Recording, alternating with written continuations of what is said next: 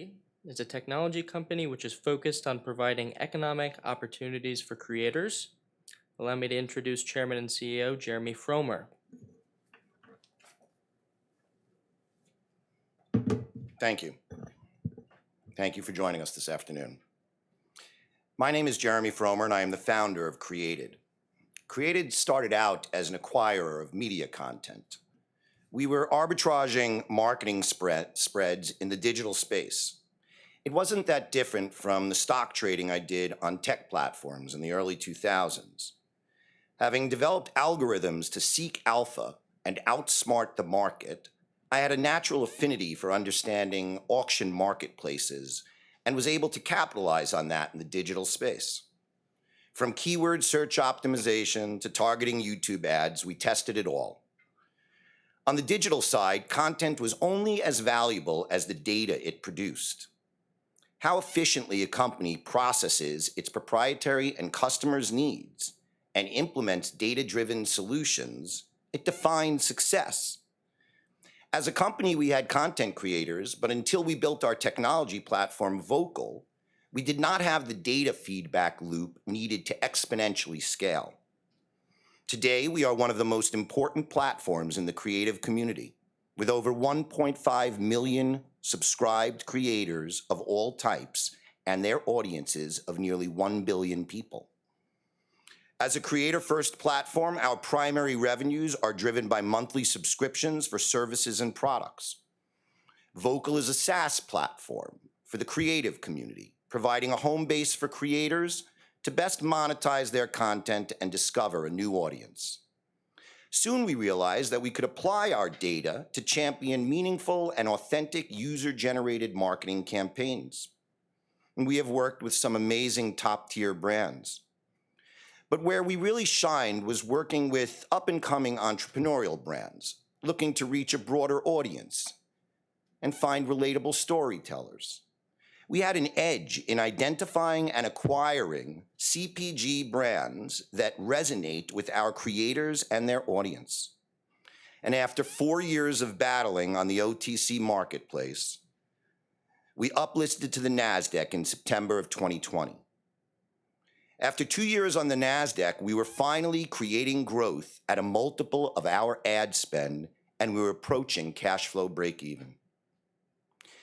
I have presented this story to folks like you at many conferences just like this.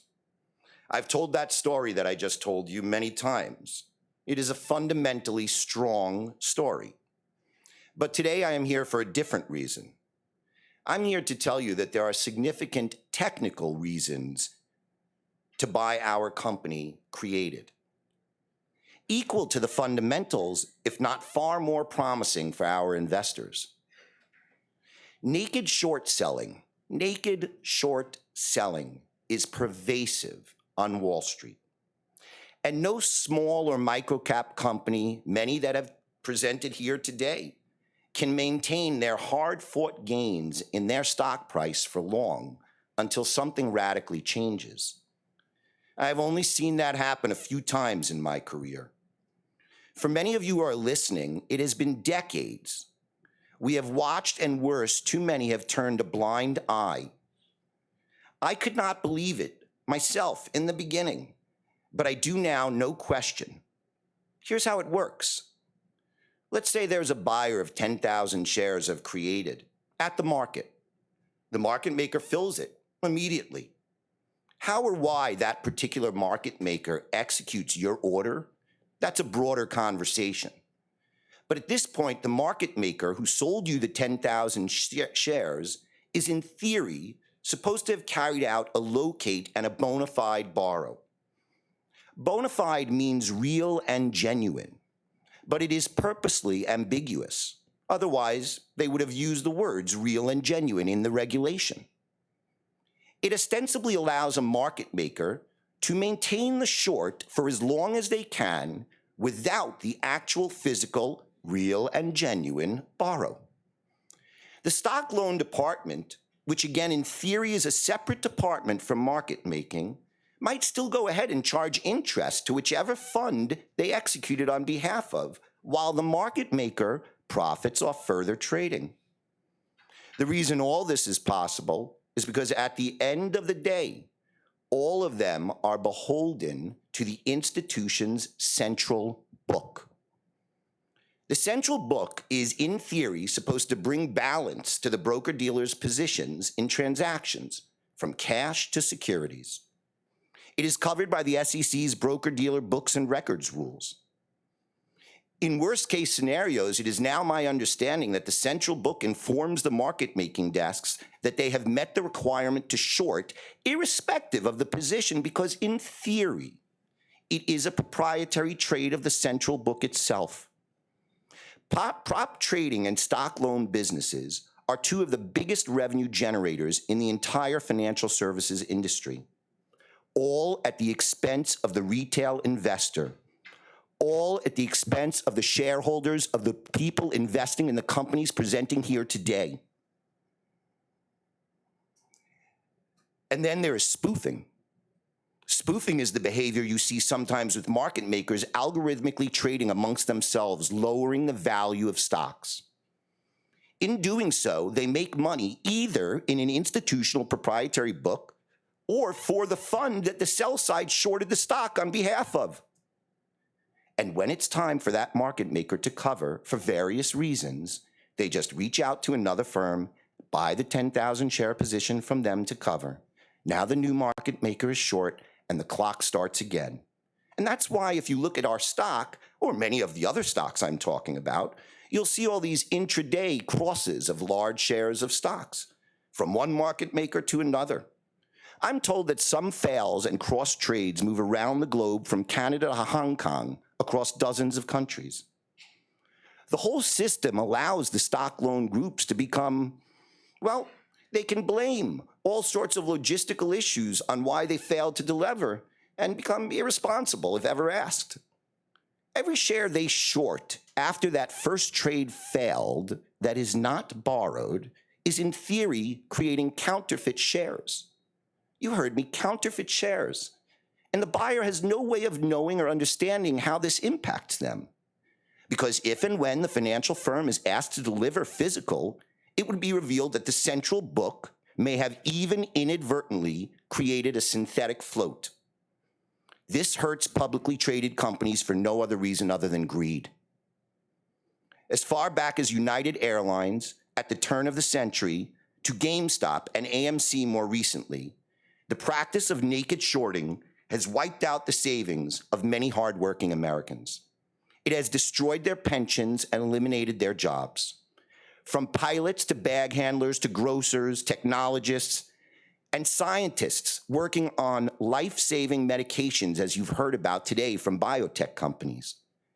Naked short selling creates a deteriorating financing capability for the underlying company, and it helps drive the toxic lending environment that dominates the microcap space. And who pays the price? Unchecked, it can be a death sentence for a company, irrespective of the company's intrinsic value. I know it nearly killed my company. Here we are on the verge of 2023, and still no one in authority has fully addressed the issue. Over the last few decades, what was once a discreet handshake between a few stock loan departments has turned into an institutionalized, technology-driven money-making machine.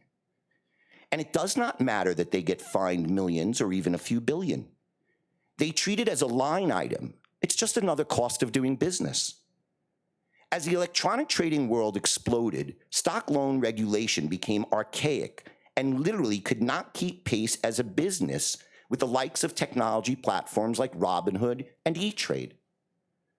I believe the exponential growth of hedge funds made it mathematically impossible for the banks to actually support the borrow demands over the last decade. The world markets collapsed in 2008, and by the time they were resuscitated by the government, technology had inserted itself systemically into the back office of the stock market. And within 10 years of that moment, 400 years of a business driven by commissions ended, and we started trading in fractions and decimals for monthly subscriptions, free trading. Providing liquidity and balance sheet arbitrage became all the rage on Wall Street. Naked shorting became institutionalized. The loss of commissions was made up for in the lending departments or prop trading. Prop trading, the central book, became the biggest revenue generator in many of the biggest financial institutions around the world. I want to be clear. I believe there are hedge funds that engaged in naked shorting practices in our stock. I am directly engaged in battles with some of them. They would say differently, and given the opaqueness of the regulations, I'm sure it would be a hot debate. But the real culpability is with the system that fostered the funds. It's no different than the system that fostered Bernie Madoff. There is no longer a secret. There is enough evidence and technology surveillance algorithms to at least prove some of it. Go to sec.gov or buy-ins.net. Look at the facts, do your due diligence, and read or watch the attorneys who are fighting on the front line and what they have to say. Every CEO here at this conference should listen to what those attorneys are fighting for. They are fighting for us. Now, let's talk about what I think might be coming and why I think Created and many of its technical peers are very attractive stocks. I believe some financial institutions could be crippled if forced to deliver on all the unborrowed small cap stocks at once. It would create the opposite of a flash crash, an implosion to the upside that could wreck institutional balance sheets, because theoretically they are the ones taking the risk on the naked short side. In some ways, if legislation was actually enacted to more severely restrict the practice, it could actually have a negative impact on the financial services industry and significantly benefit the retail investor. The market-making machines are responsive and driven by algorithms whose initial intention was to bring liquidity to the market, meaning fill the orders, fill them no matter what, fill it millions and millions of times. A stock literally could get 3, 5, 10 times short its actual issued and outstanding shares, which logically creates a massive squeeze when the company busts the shorts. We found out during the pandemic that giving people money is good for the markets. Tech stocks, which make up a significant portion of the S&P 500, soared. And with bond yields so low, investors didn't really have a more lucrative place to put their money. With the massive influx of global retail investors came increased demand for these lower valued stocks that are so easily manipulated. New buyers spurred on by social media and the ability to work collectively drove demand. And slowly, over the last 3 years, I believe that the exposure the institutions have on the short side without bona fide borrows may be enormous, irrespective of their intentions. Today, our company Created announces 3 initiatives to combat naked shorting abuse and create value for our shareholders. First, we have formed the CEO Block, an organization whose mission will be uniting the executives and shareholders of companies being abused by naked short sellers. As a block, we will approach the financial services industry. The website ceobloc.com will deliver the plain truth without concealment or embellishment, and I encourage you to sign up to learn more. We have the financial backing and determination to succeed. We will use our proprietary data to target politicians and regulators through social platforms and other media distribution channels, and we will demand change. Second, I will personally be reaching out to the heads of legal and compliance groups at the major institutions and the market-making firms to discuss the behavior in our stock Created. They are required to be responsive. As someone from their world, I do not fear them. I know what to ask and who to challenge, and I will distribute their responses to me transparently to all of you. Third, and most important, today we announced a letter of intent to sell 25% of our OG collection subsidiary, our media library, for $2.5 million, creating a $10 million plus valuation on one of our subsidiaries. The press release literally went out moments ago. This is ahead of our planned spin-off of the new company on the OTC marketplace. I expect the market to value the spinoff at a multiple of its pre-money value. I'm thrilled to have this opportunity to jumpstart the OG Collection's multiple business strategies, as well as advance its Web 3.0 plans. Additionally, we look forward to monetizing the hundreds of thousands of original images in our vast media library through sales and intellectual property-related transactions. But equally important to me is the tactical advantage that the spinoff of the OG Collection subsidiary provides as either a dividend or a new security for all of our created shareholders. Now, when I say all of our created shareholders, let me be clear. We intend on distributing the majority of the new public company only to issued shares of record. Let's assume public company only to issued shares of record. Let's assume hypothetically that there are well over 100 million shares naked short. If every shareholder loaned all their shares out, it would require buying multiples of our float to cover the demand if all the shareholders requested delivery of the new OG Collection spinoff. There simply would not be enough shares in the new company for all the potential counterfeit shares to be filled. In theory, created stock should move significantly higher on these technicals. We will have trapped the naked short sellers in two stocks when it was their intention to have abused us in one. I want to thank you all for listening today. Anybody who has questions on any of this, you can contact my company and feel free to ask for me and chat with me directly about it. Thank you very much for your time this afternoon.